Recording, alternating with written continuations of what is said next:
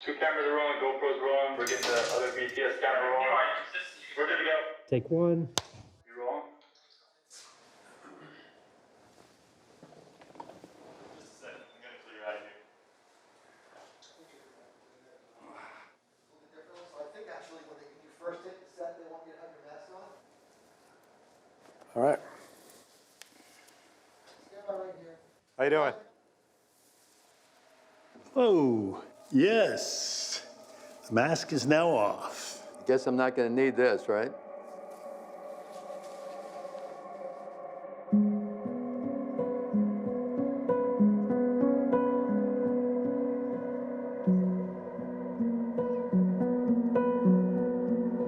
There once stood this city. Its beauty was in its bigness. But you'd find its heart in its sheer improbability. That is, the notion that there could be this place with so many people and so many stories, all moving past each other at warp speed, every day and every night, together. The people of this city took a lot of pride in their identity. Not just where they came from, but what they cared about. You see, that was the way they told the world who they were. I'd like to think we'll see that city rise again real soon, just the way we remember it. But for now, how about a story? About a time something kind of magical happened in New York, when for a week in October, the game of baseball managed to split everyone apart and bring them closer together at the same time.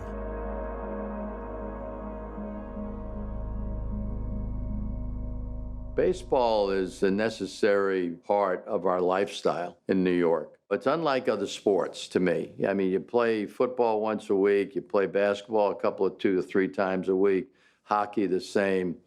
You know, baseball is every day. It's part of our lifestyle. To really understand this story, you have to go back, way back, to the roots of the passion this city has always had for a game. I grew up in Brooklyn, New York. I had the good fortune to be able to watch the Yankees, the Dodgers, the Giants on television. And I was a Giants fan, which is sacrilegious when you're a kid from Brooklyn. If you weren't a Giants fan, you were a Dodger fan. You had to hate the other team. Then there was the Yankees. When I was a kid, there were no Mets. I was a Yankee fan. I had a black and white TV and got to watch them play on Channel 11 anytime the rabbit ears were pointing in the right direction. Any way you measured it back then, New York was the capital of the baseball universe. Going all the way back to 1920, at least one New York team made the World Series well over half the time. And there were 13 so-called Subway Series when New York teams faced off, including 7 in the decade after World War II alone. But then, in 1957, the Dodgers and Giants left town for California, breaking hearts all across the city.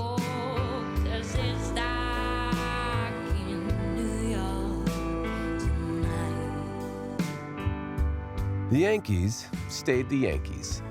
They just kept on winning. But then in 1962, they got some new company. The New York Mets, representing the National League in New York. National League fans for a long time really saw the Mets as the replacement, as like the makeup call for losing the Giants and the Dodgers.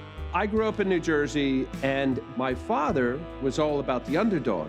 So my father anointed the Leiter boys, the Leiter family, we are going to be Mets fans. The Mets were the lovable losers. They were the lovable Mets, the lovable losers, until they weren't, until they owned the town. They were the Miracle Mets of 1969 and the Brash Bad Boys of 1986. But the reality was that those teams were exceptions. And by the middle of the 1990s, everything seemed to make sense again.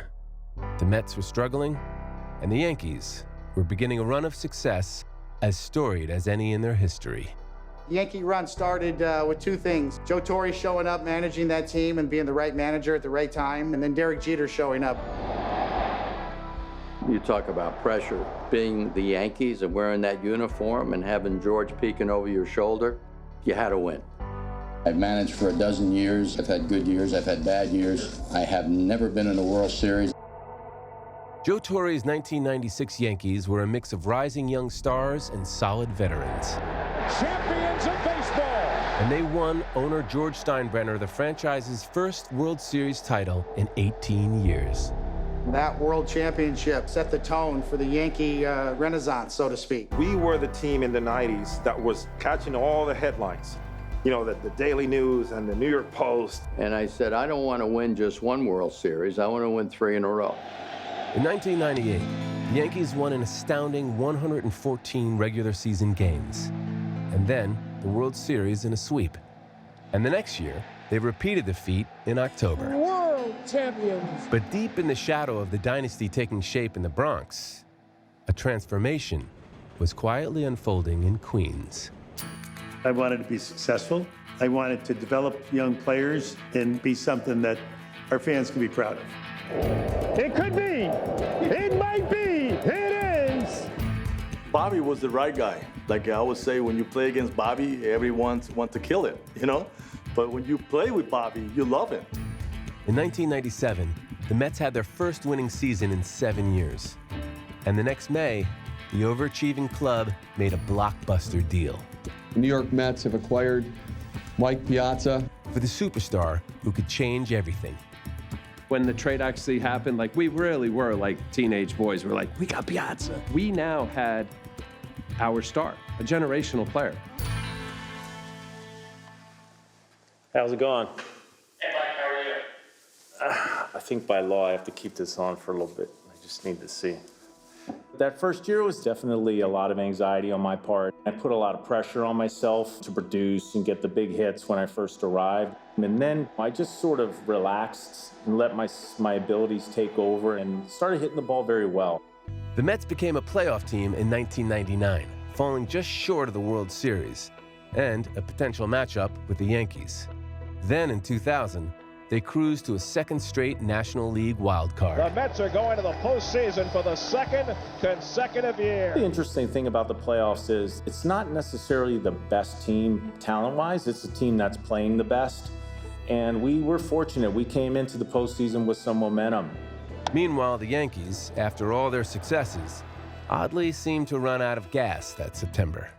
You talk about limping down the stretch. There was a point where we thought we might not make it. I mean, this is going to be a potential total collapse. We only won 80-something games that year. When we did just finally hold on somehow, some way, and backed into it, you know, all the pressure was off at that point, and we were back in the postseason, and we knew how to do that. As the Yankees returned to form, another World Series seemed like the inevitable destination. While across town, the Mets stayed hot, beating the Giants and then the Cardinals. The Mets are going to the World Series to get to their first series since '86, and knowing full well who might await next.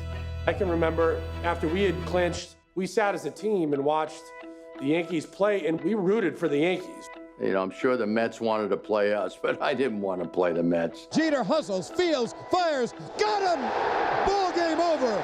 American League Championship Series over. Yankees win.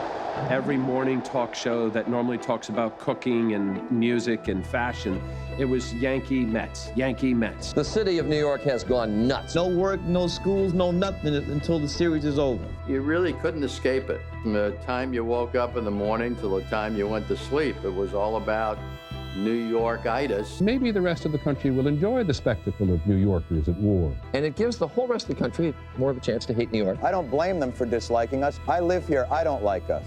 There wasn't a water cooler or a bar or a restaurant that wasn't totally fixated on what was going to happen.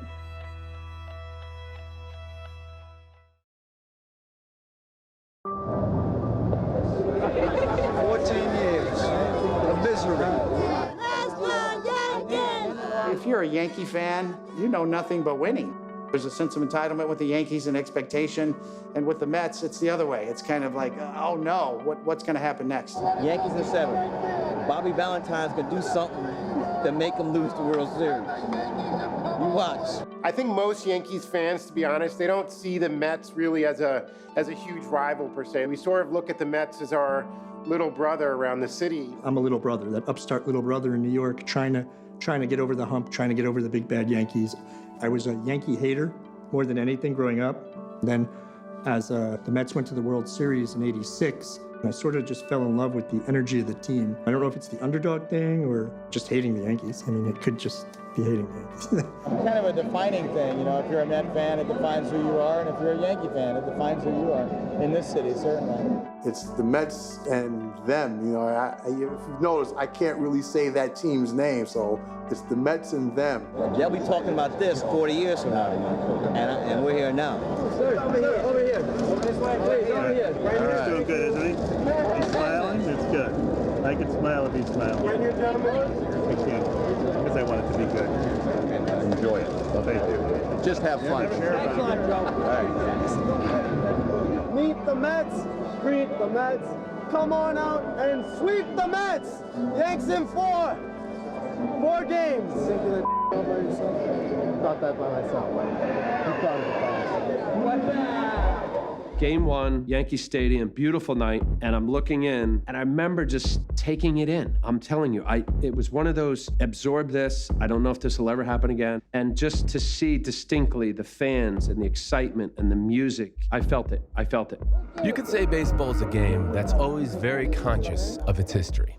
And on the night of October 21st, 2000, if you were in New York or even watching anywhere else, it felt like at least a small piece of history was being written in front of your eyes. You want to pitch well. I mean, I wanted to go into that game. I wanted to set the tone. This first game of the World Series, you need game 1. Al Leiter and Andy Pettitte matched zeros in the opener for 5 innings.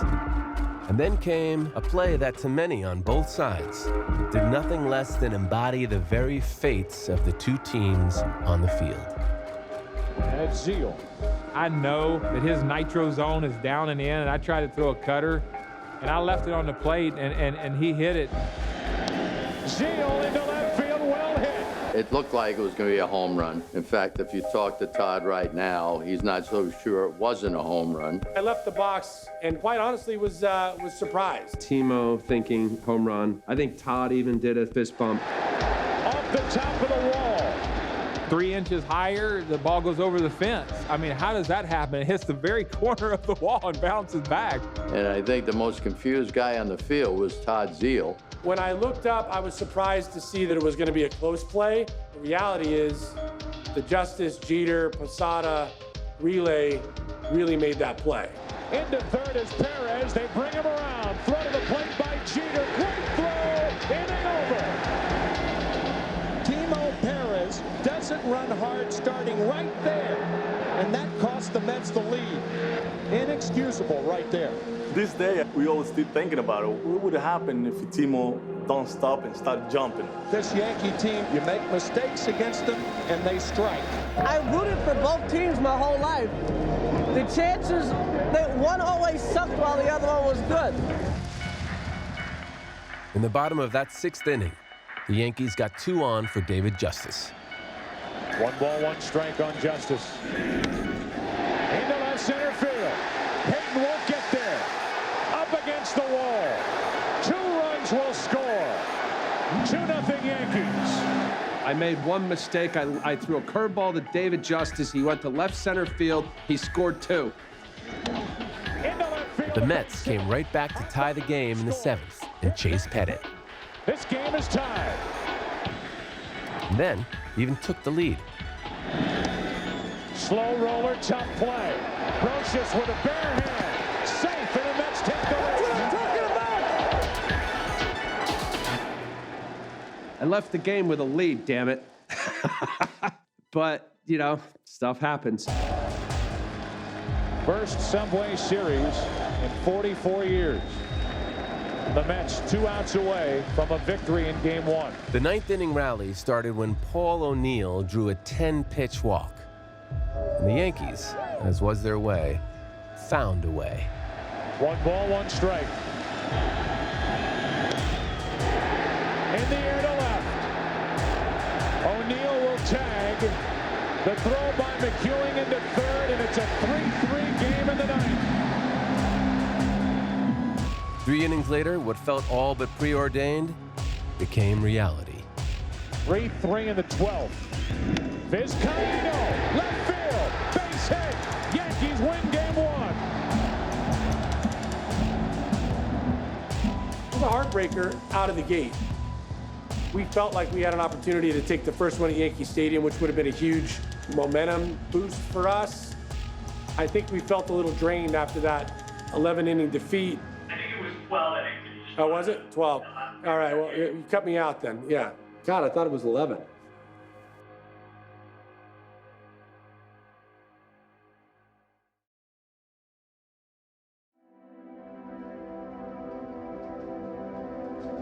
The truth was that a New York World Series in the year 2000 wasn't quite as much a novelty as it was in the days of the Dodgers and Giants.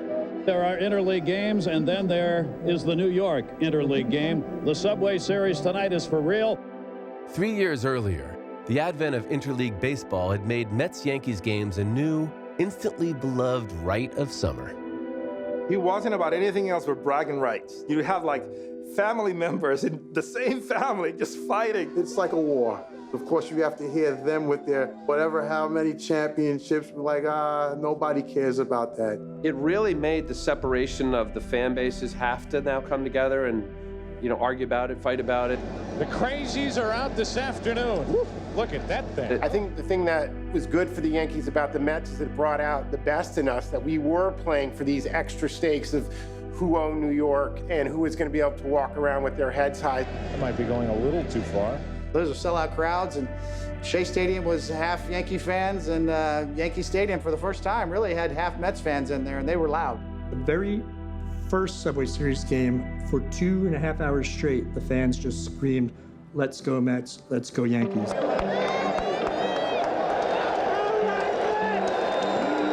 Every part of the rivalry seemed magnified, including the clashes of two titans that were firmly one-sided. 2-1, hit in the air to left field, way back. Goodbye, he's done it again.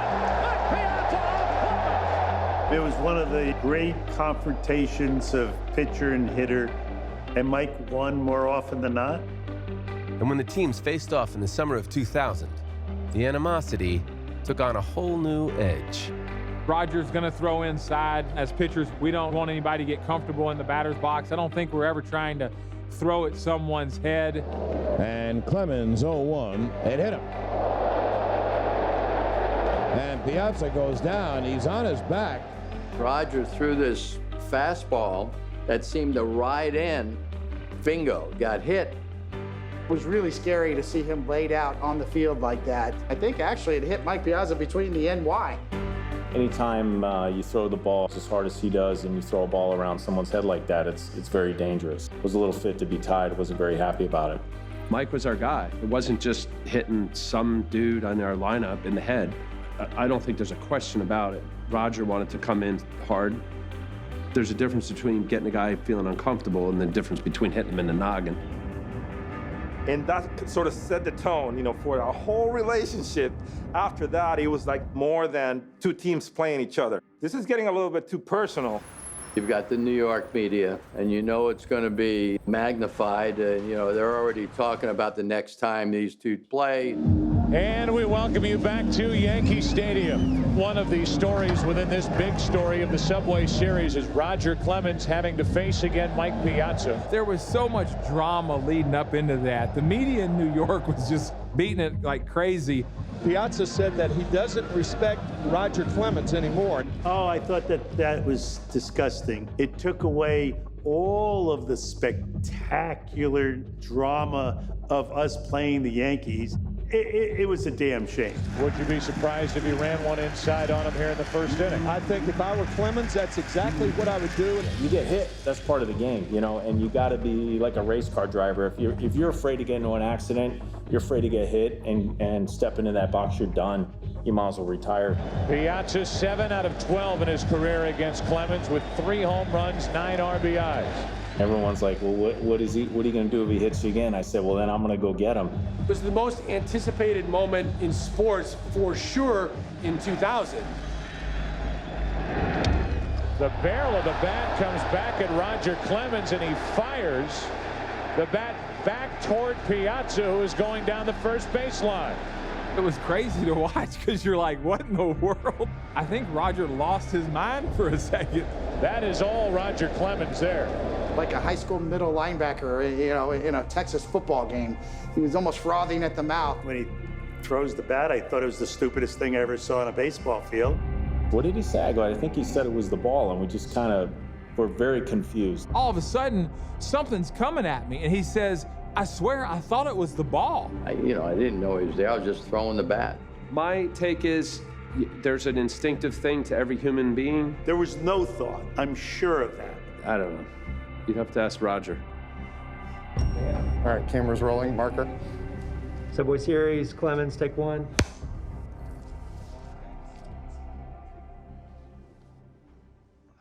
We're getting real fancy, aren't we? When I finish delivering my pitch, I'm only 54 feet away from the hitter. When you see an object coming at you, obviously I thought it was a line drive back at me. If you watch the replay, my fielding form was impeccable. But now Mike didn't know where the ball was. and I fielded the bat perfectly, and then once I knew I had the bat, I just chunked it to the on-deck circle. The TV kind of shows it like it's on his shoe tops. Roger Clemens throws a jagged, a pointed, sharp piece of wood that ends up 2 feet away from Mike Piazza. Yeah. I tease people that if I wanted to hit him with the bat, I could hit him with the bat. My gosh, that's a blatant act. Foolish, foolish. Piazza has every right to be upset.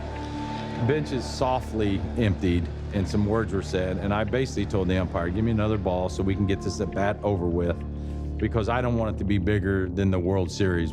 A shocked 57,000 people here. Whether you're a Yankee fan or a Met fan, it just stunned this crowd. Defensive swing, and it's Vizcaíno to his left, and a perfect first inning for Clemens. If the bizarre sequence seemed to stun everyone in Yankee Stadium, Roger Clemens found a way to harness his focus from there, throwing 8 shutout innings, while the Yankees got to Met starter Mike Hampton. It is, and it's gone. Home run approaches. We knew that Roger was capable of doing that, and 8 shutout innings was amazing. We almost came back, got 5 in the ninth. Being down 0-2 just felt a lot more daunting, I think. Game over. Yankees win the first 2 games of the 2000 World Series.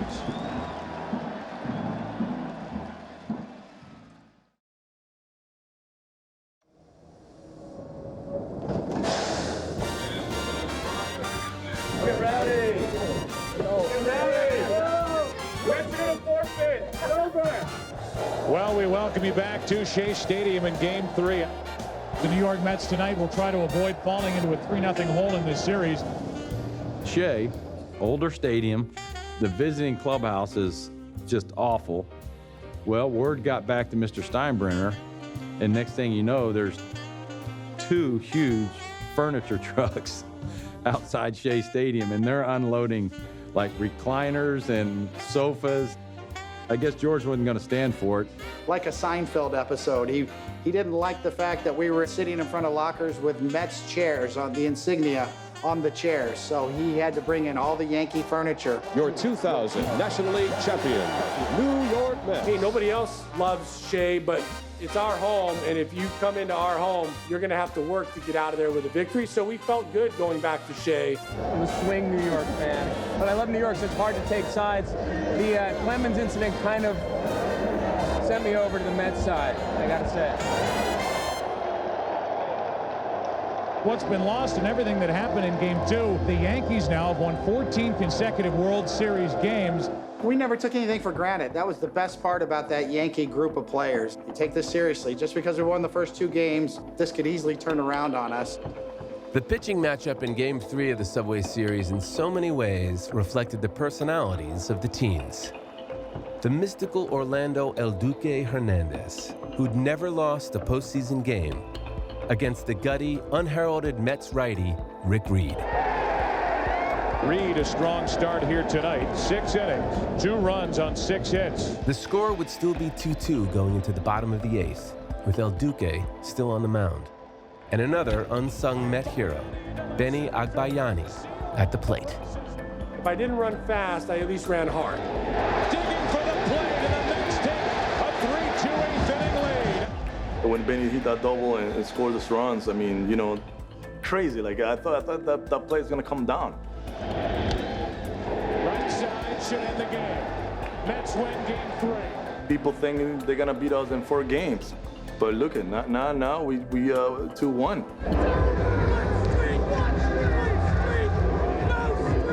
The last World Series game we lost was Game 2 in 1996. You lose a game, you lose more than a game. You're losing momentum.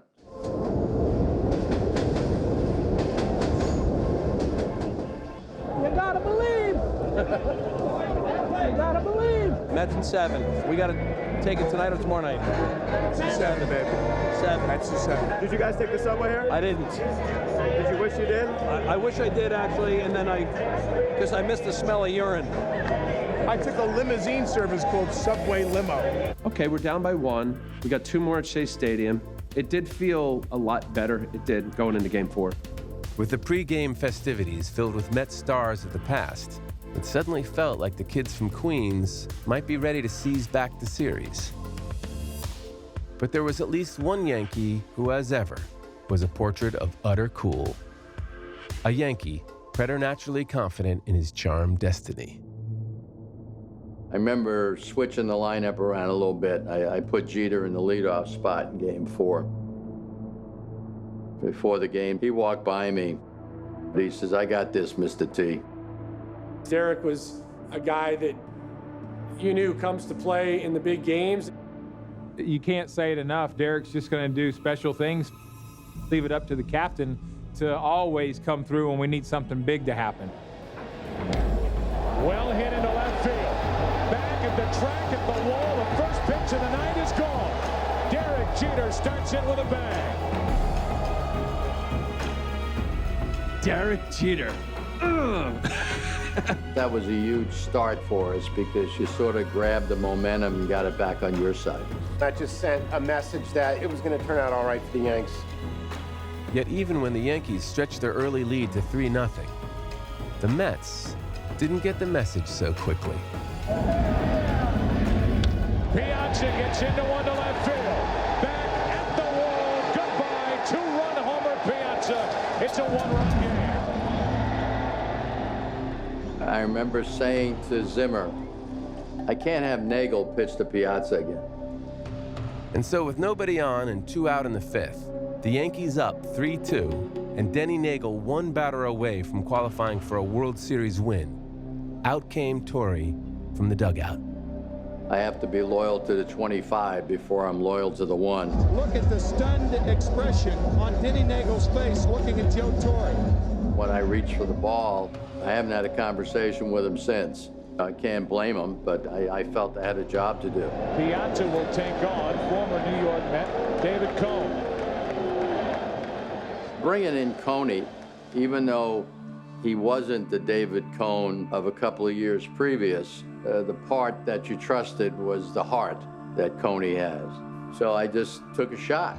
A very disappointing year for David Cone. Lots of hits and lots of runs. Before that at bat, I told Jorge Posada whatever he called, I was going to go with.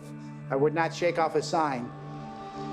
Mike was so good, so dangerous. But one thing I always noticed is that he tended to take a strike. So I took a chance, and on a 1-0 fastball, I kind of laid it in there for him, and he took it for a strike, and that was all I needed. Jorge Posada called for a fastball in, and I begrudgingly went with it and threw it just barely in there enough. A 1-2. Piazza pops it up. It was like an 84-mile-an-hour fastball. He gets Mike Piazza to end the 5th inning. It was a millimeter away from being a base hit or even better. It was the only appearance that I had in that series. I'm thankful for it. It was the last pitch I ever threw as a Yankee, and you know, it was quite a moment to be able to soak that in and be able to just say, you know what? After 6 years with the Mets and now 6 years with the Yankees, 12 years of my career was in New York, that I got a chance to at least face one batter in the Subway Series in 2000. Yankees win Game 4.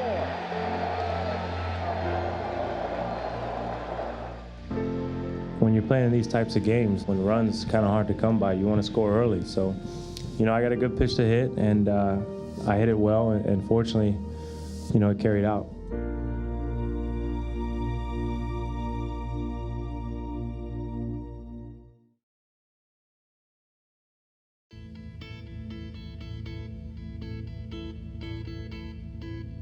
It takes something different to survive in New York, to live here, to thrive here, to accomplish here.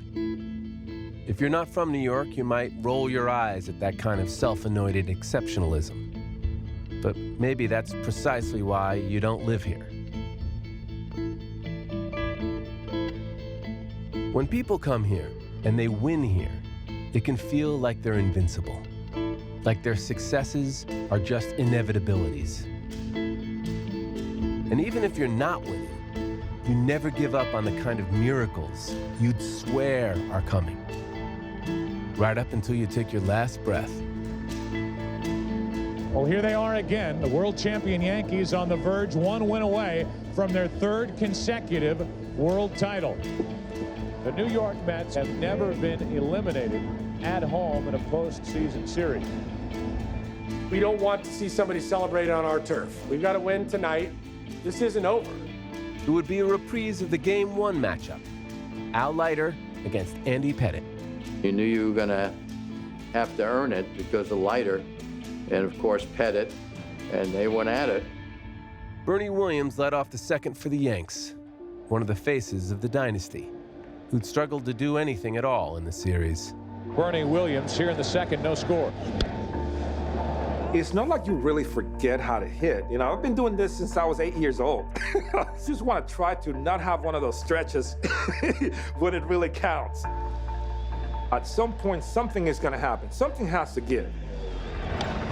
Well hit into left field, down the left field line. It is gone, a home run. Bernie Williams breaks through, and so do the Yankees. They lead 1-0. I knew Bernie was struggling, but I didn't realize that was his first hit. Didn't have to be a home run, Bernie, okay? But in the bottom half of the second, Leiter found himself an unlikely contributor with the bat. Drops down a bunt, right side. The play to first, safe. A run scores, and the game is tied. A little double clutch by Tino Martinez, and that is rare. And then a double clutch by Andy Pettitte. It wasn't a botch bunt, it was a base hit. They ripped me off. They called it an error. My speed, did you see that? He's probably about as fast as I am. Not very fleet of foot, nothing against you, Al. But what a great bunt he made. Agbayani rolls one to third, past Brocious. They were the kind of mistakes the Yankees just didn't make. And all of a sudden, it started to feel like a Mets kind of night. That is, until the most likely of suspects restored order. I don't throw changeups. Even if I do, I'll make sure I bury it just to kind of show him. And I threw Derek Jeter a changeup. That's well hit into left field, Mike Tyler. Agbayani back, it's a 2-2 game. Derek Jeter's gone deep again. The game ground on from there. Every fan inside Shea and presumably across New York knowing the stakes. I do remember after the 8th inning, they do the old proverbial, how do you feel? You've been watching this? I feel great. Well, in the 8th inning, he struck out the side. Why wouldn't you keep him in the game? So he kept me in. Thank you, Bobby. And now Leiter goes to work in the 9th inning, trying to keep it 2-2. Leiter got the first 2 outs quickly. A 2-out walk. But then, the Yankees did what the Yankees somehow always seem to do. Into left field, a base hit. The second is Posada. 2 on with 2 out. Al Leiter with a season-high 141 pitches on the night. So with 2 on, 2 out, Luis Sojo will bat. Luis Sojo, he was a lot better hitter than people give him credit for. He was not going to strike out in that situation. Up the middle. Base hit. Here comes Posada. Throw to the plate. Hits the runner. Into the dugout. Brocious will score, and the Yankees lead 4-2. I know there's no crying in baseball, as Tom Hanks said. A long night for Al Leiter is over. And with it, the season for the Mets may be over. When you put everything into something and you fall short, and I couldn't help it. I started to cry a little bit. I was fighting myself because I knew got Mariano warming up. We're down by 2 now. Yeah, that was it. Mariano Rivera, who is tied with Raleigh Fingers for the most saves all time in World Series play. You get to late in the game, you got a guy named Mariano Rivera who seems to know what to do with a lead. But with 1 out, Rivera walked Benny Agbayani, which meant the Mets' biggest bat would get a chance at the tying run with 2 out. All my years at Shea Stadium, we'd always tried to figure out the wind patterns. You know, sometimes the ball carried, sometimes it didn't. We all know that Shea Stadium had all those little wind currents that swirled around that ballpark. Mike Piazza facing Rivera. There are just a handful of guys. When they hit the ball in the air, it doesn't come down. And Mike Piazza is one of those guys. As a hitter, I'm saying, hey, I need 1 pitch. I'm going to put a good swing on it. Piazza gets into 1 to center. I'm sort of happy that there was no camera that was on me at that time, because I just said no. Mariano Rivera, whenever he gave up hard contact, he had that head bob, you know, that stunned, uh-oh, I just gave 1 up. I take a glance up, and I see the ball kind of dying. And I was like, whoa. I said, nah, that ball's not going nowhere. Back is Bernie Williams, a 3-peat.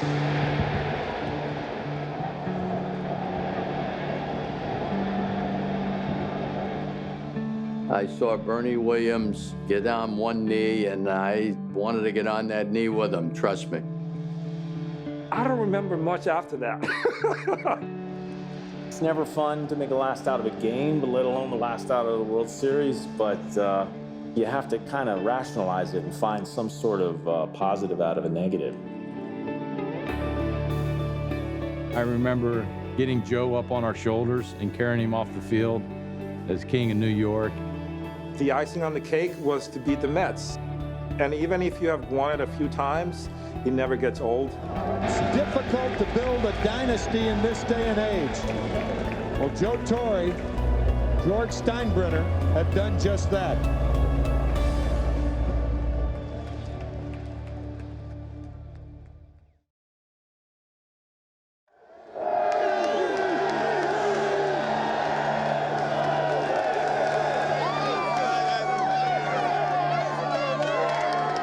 Just after my 19th birthday, wasn't really sure what to do with my life. My brother said, hey, meet me at Shea Stadium. They gave me a uniform, signed me up, and I've ended my first game. I've worked 25 years now in the industry, and I've worked probably close to 3,000 baseball games.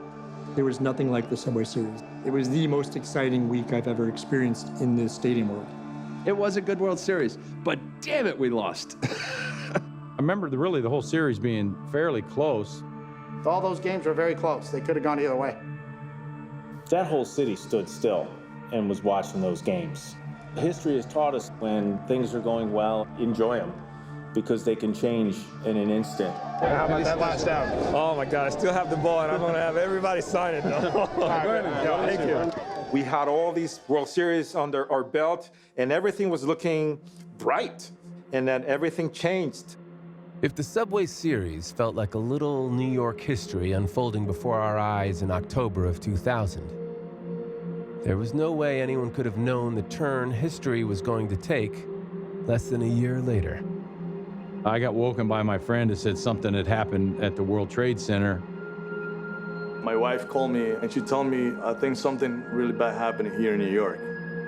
I drive an express bus from Brooklyn into Manhattan, so I'm stuck on the BQE. It was devastating.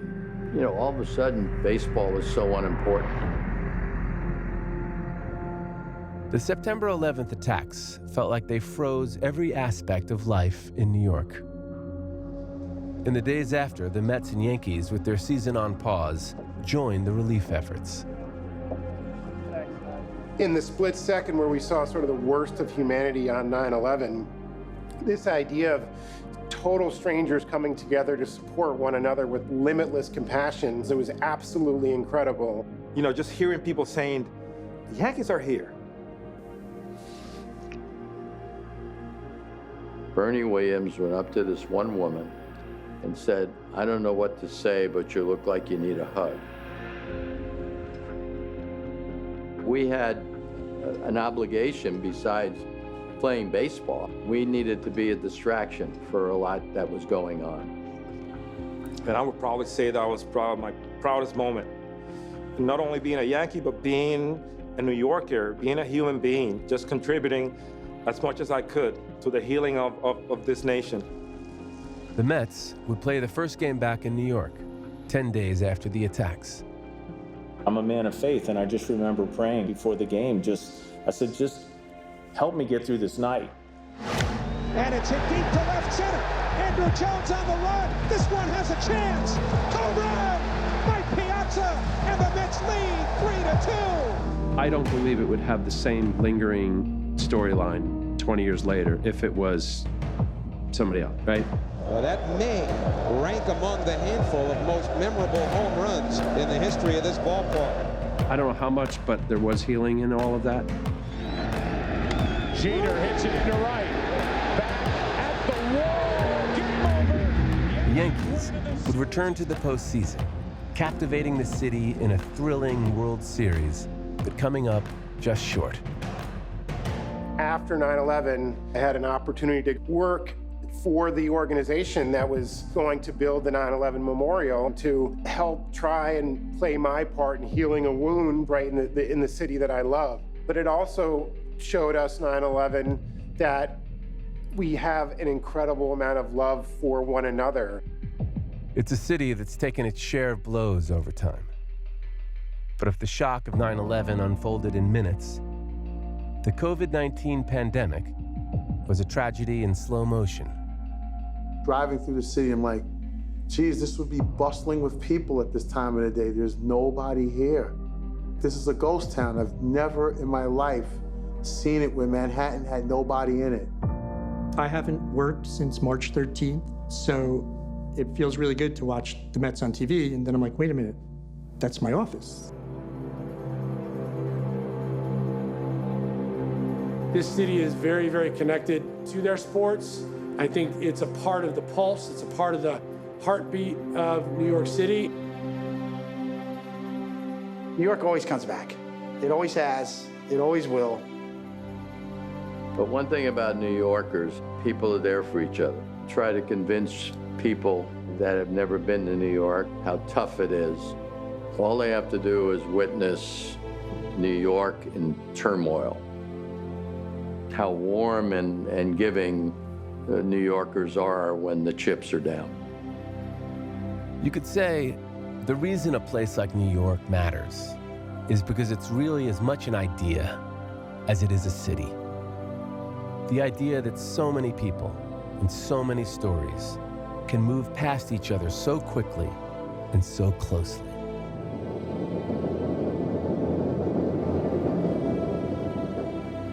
The idea that there are still yet times when the city's millions of hearts can beat as one.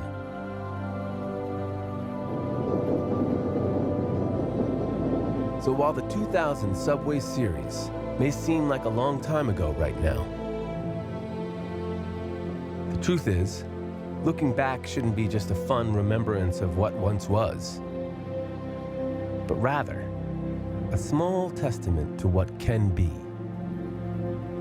when this city rises again.